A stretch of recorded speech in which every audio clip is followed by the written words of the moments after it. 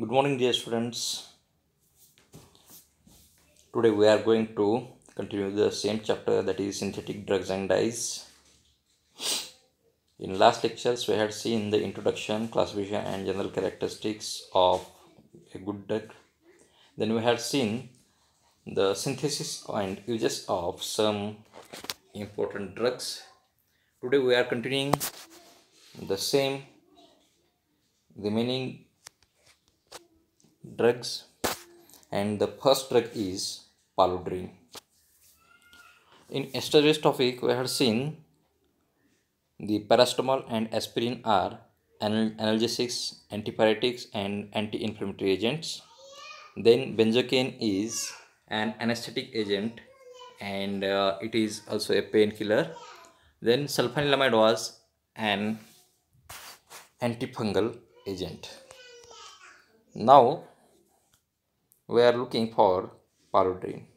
In the synthesis of paludrine, when parachlorophenyl cyanobunidine undergoes oxidation with hydrate of copper sulfate and tetrahydrofuran, then it gives an aldehyde adduct, which on reaction with isopropylamine in presence of an acid and then followed by ammonolysis, it gives to you paludrine. Slightly the structure of the paludrine is complicated for your level, but now you are familiar, you must be familiar to the structures, and these reactions are very important for your examinations. So it was a different reaction from previous reactions, so you must study this reaction. Then the uses of paludrine are: paludrine is used as anti-malarial drug. This drug is prescribed in addition to other drugs such as chlorpheniramine, ampicillin or chloramphenicillin, and some other drugs. Then the next is sulfadiazine. This is a drug of sulfa category. In the preparation of this drug, when para-acetamidobenzene reacts with 2-aminopyridine, when para-acetamidobenzene sulfonyl chloride reacts with 2-aminopyridine, then it gives to you acetate of sulfadiazine, which is obtained by replacing chlorine of sulfonyl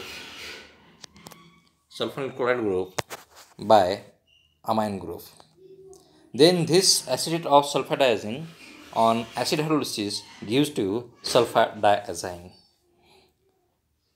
The acetate of sulfadiazine gives to you sulfadiazine on hydrolysis. Now, in this reaction, there are just two steps, or this is a just two-step reaction which involves simple molecules, because all these molecules are familiar to you, so that you can remind in the examination. The uses of the sulfadiazine are: in addition to other drugs, this sulfadiazine is used to treat STD related diseases. Then STD means sex transmitted diseases. Then it is also related to treat, or it is used to treat AIDS related infections. It is also used as antimalarial drug, anti-rheumatic, or rheumatic fever drug. So it has many applications in medicinal field. The next drug is tolbutamide. In the preparation of tolbutamide, when toluene reacts with chlorosulfonic acid, Then it gives to you paratoluene sulfonyl chloride. Then it gives to paratoluene sulfonyl chloride, which on homolysis with ammonia loses a water molecule and HCl, and it gives paratoluene sulfonamide. It gives paratoluene sulfonamide. This paratoluene sulfonamide on reaction with ethyl chloroformate.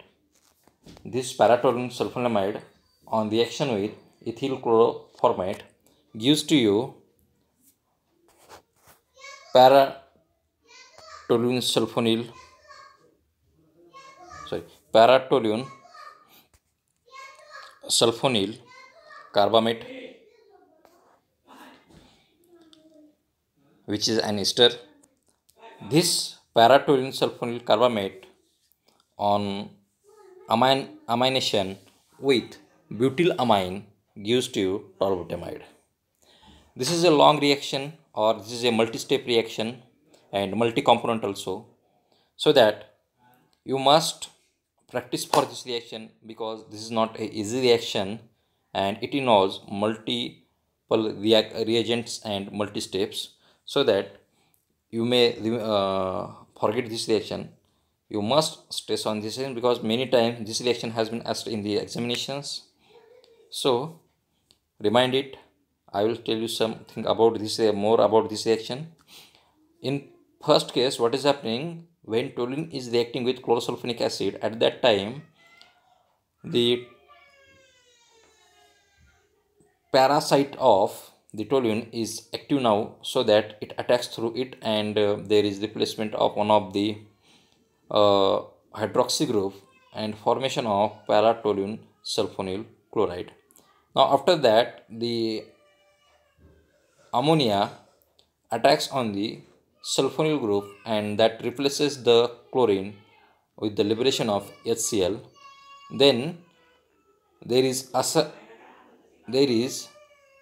attack of amino group on the ethyl chloroformate and loss of HCl, and there is formation of an amide ester linkage, that is carbamate. And then lastly, we had carried out the amination, in that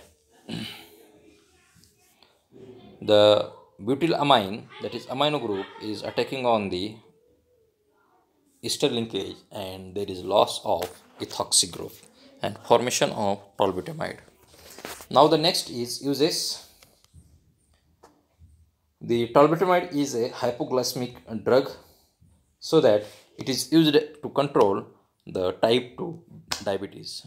It means when insulin is not secreting in anyone's body, at that time this tolbutamide drug is prescribed to the patient. So the next is isoniazide drug. In isoniazide drug, when we are considering about the synthesis, this reaction is simple and easy to remember. When isonicotinic acid reacts with methanol in presence of an acid, then it gives to you methyl isonicotinate,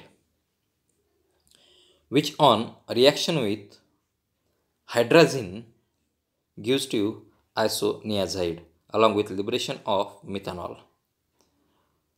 This is simple reaction, because there is just we say it as addition of hydrazine to the carbonyl group and the removal of hydroxy group, so that you may remember this reaction, and it involves just 2 steps. You can carry out this reaction in a single step, but the product is very low, so we had carried out this reaction in 2 steps. The first step is ester formation, and the second is addition of hydrogen or substitution of methoxy group by hydrazine, so that there is formation of isoniazide. And this isoniazide drug is used as antibacterial in many diseases, but the main purpose of the isoniazid is in the treatment of tuberculosis, that is tube. This is first line drug to treat the tuberculosis, so that it is a anti-tuberculosis drugs or anti-tubercular drug. Further, we will continue tomorrow synthetic dyes in the next lecture. Up to that, thank you.